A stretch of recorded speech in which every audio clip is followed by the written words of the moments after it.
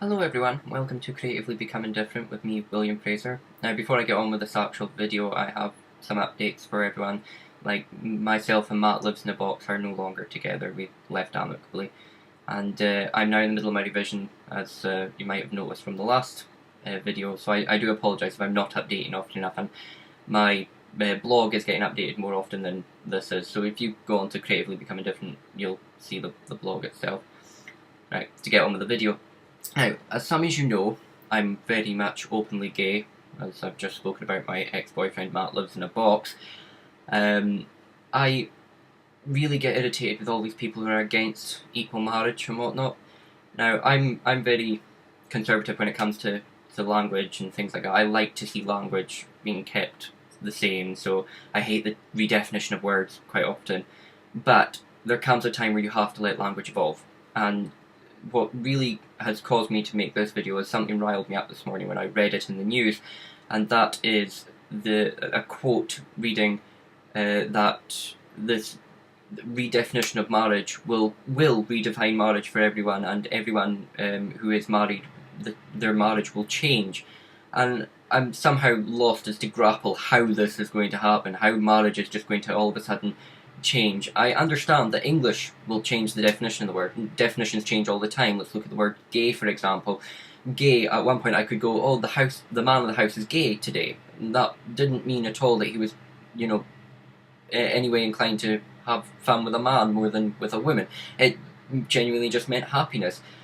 Language is always redefined. It's an ever-evolving substance. It's a bunch of variables given definitions within English. It's a bunch of variables given definitions within all other languages, and they are constantly changing. You cannot fight the change, so there's no point in doing this whole argument, oh, they're changing, and it's going to change the definition of marriage. It's not as if you're going to wake up the next day after marriage has been changed and find out, oh my goodness, my marriage is now null and void. It's not going to happen. So all this fear that marriage is going to be redefined, grow up.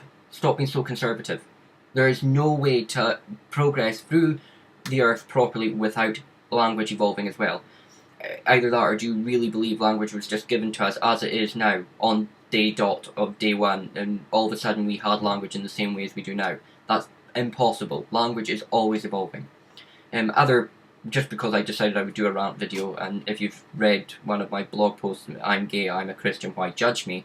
One of them, that post itself just outlines some of the arguments that I feel I don't like because they are wrong. They are inherently wrong. And I'm going to go through a couple of them on this blog page and hopefully try and make you see my point of view. I'm a gay Christian, I'm openly gay. There are no people in this world that I'm going to hide this from, so I will give you an outline of some of these arguments, and hopefully you will see why they don't work, and why that most of the issues with homosexuality within Christianity is actually misteaching of the Bible. And that is not down to the Bible itself, that is down to the way it's taught in, well, everywhere. For example, the first one, you shall not lie with a man as you lie with a woman. Now, if you actually listen to it, that can be translated into, or in English itself, that can mean many different things. That can mean you can't lie with a man in the same way as you lie with a woman, which is entirely true. A man does not have a vagina. Or you cannot lie with a man as you lie with a woman. That means no threesomes, man on women, which is alright, because the Bible's not for polygamy. Or you shall not lie with a man as you lie with women, meaning that you shall not have a relationship with a man at the same time as you're having a relationship with a woman. As you can see, this is so vague that you can't truly pinpoint it down to meaning you cannot be with a man, as it's wrong to be gay. Right? You can comment about that one if you want to argue with that one with me at the bottom as well. I'm really open with arguing about this. Another one, a man shall leave his father and mother and be made one with his wife, and the two shall become one flesh.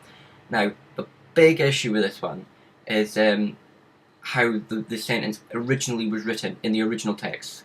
In most older languages, going right back to Hebrew, Arabic, Greek, etc., the main pronoun is always male, because it was assumed that only men would be reading the text, as it was only really a male-taught thing. Women were left to do most of the chores, sadly.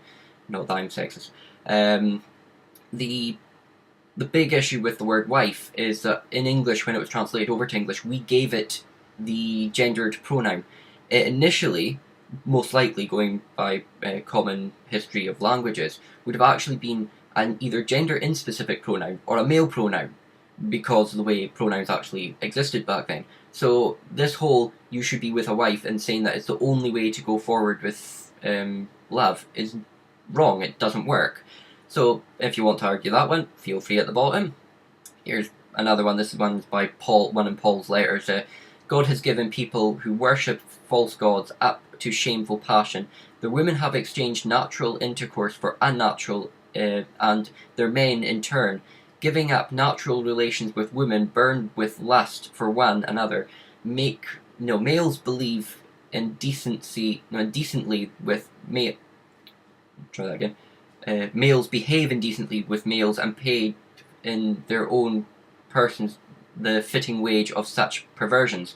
And Paul later writes in another letter, make no mistakes, no fornicators or idlers, nor who are guilty either of adultery or homosexual perversions, no thieves or grabbers or drunkards, of slanderers or swindlers will possess the kingdom of God. Sorry for my bad reading. I'm reading off a computer screen and it's not actually that close to me. This one, you've got the homosexual perversions and whatnot. Now, this is one that really gets my goat, because this proves English evolves, but it also evolves to help the church argue things. Homosexual perversions originally was written down as a word that translated into sodomites, or people who committed sodomy. Now, you're probably going, well, that's alright, that just means gay sex. Currently, it does, yes. In the Oxford English Dictionary, look it up, it means all forms of anal sex, including straight anal sex. So, taking your wife up the bum is also against God's will, apparently. But, if you actually go and read the original definition of sodomy, it actually meant anal rape. It specifically meant the rape of another person in the anus. Now that, to me, is a totally different definition than all forms of anal sex, because that does not outlaw homosexuality. It does say their women have exchanged natural intercourse for unnatural, and their men in turn. Now, yes, that could mean people who were naturally straight have gone and become unnaturally gay. This is such an airy-fairy thing that you cannot pinpoint that is against homosexuality. So please, again, feel free to argue at the bottom. So, to finish this off, I want to actually point out some things in the Bible that aren't airy-fairy, that people in the Christian community are forgetting to remember. Such things as, love your neighbour as yourself. That does not turn around and then have the preclusion at the end of love your neighbour as yourself, but only if he's a perfect straight white middle class person. Does it ever say that in the Bible? No. So all this stupid, angry, oh, we shouldn't like people who are gay, we don't like people who are black, it doesn't work. It doesn't say in the Bible, love thy neighbour with all these extra bits on the end. It says just the words, love your neighbour as yourself. So if you really hate yourself, feel free to hate all the gays, but if you don't, please stop it. Another one, judge not that ye be not judged. That doesn't sound airy-fairy to me at all either. Don't judge people. It is not your place to judge people. You're not the one who sits at the gates and turns around and goes, you're allowed in, you're not, you're allowed in, you're not. So don't make it your position to do so. It is down to God himself. He has the right to turn around and say, you've been bad, you've been good. Not you, not Santa, not the Easter Bunny, God. So please, stop with your whole, I'm allowed to judge everyone, oh look, she's got a new car, she must be shagging the man down the road. It doesn't work. Not within Christianity, not... If you can make the stupid other quotes above work so you can hate homosexuality, you can make that work so you actually believe God the way you're meant to. Another one. Blessed is the man who sins, the Lord will never count against him. A man who is willing to accept that he has sinned, and will actually ask God for forgiveness, will in the end go to heaven. A man that can accept he had sinned. And that's all humans. He who casts the first stone, he who is without sin can cast the first stone. It's all humans, not just those that have committed adultery or those who are gay. It's not specific to groups. Everyone sins. And it does irritate me that this brilliant fact within the Bible that God will never turn his back to anyone, so you can ask him for help at any point, is neglected. It seems to be believed that you need to be cured if you're gay so that God can talk to you. That is not true. It is physically not true. You can talk to God if you're gay, straight, black, white, trying to think of other denominations, women, men, denominations that used to be told, oh, you can't. Women used to not be able to walk into church without a hat and their arm hooked to a man. That is not actually in the Bible. It doesn't work. Just all these little points within the Bible really anger me. The Bible itself is a perfect example as to how you can live your life. It's not it is a set of rules, but it's not a strict set of rules. It's pointing out the way that life was lived back then. And it's meant to be sort of an example, learn from the history and move onwards. We judged a man for claiming that he was the son of God. Now, were we right to do that? That's not down to us to have judged him.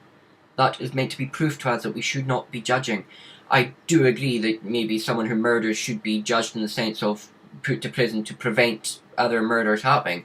I'm not outlawing the whole of judging, but I'm saying judge not as you would not be judged. It's a simple fact within the Bible.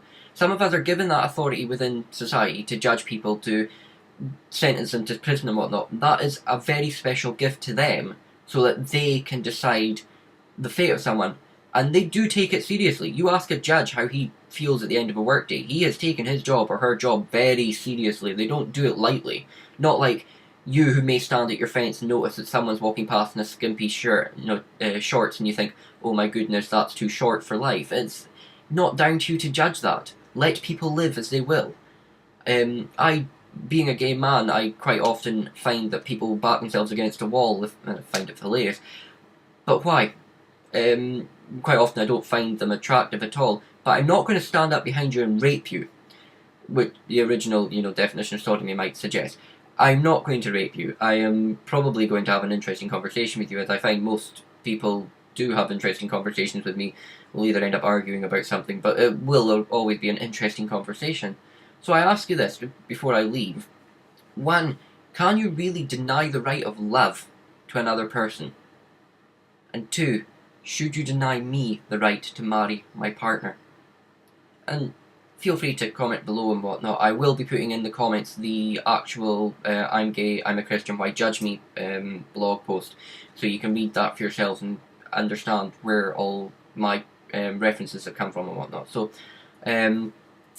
there's 2 other YouTube videos that are in that I actually highly recommend you watch, which might make you change your mind.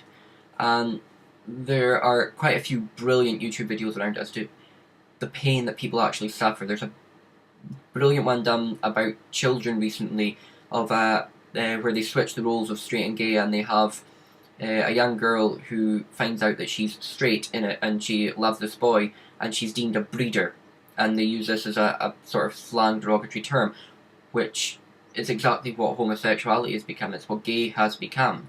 So don't use the word poofs or anything like that, because it really does offend people. Some people don't mind it.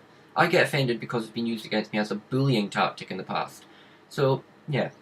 Just think about what I've said in this, please. And feel free to comment me. Feel free to message me directly if you don't feel open enough to comment below.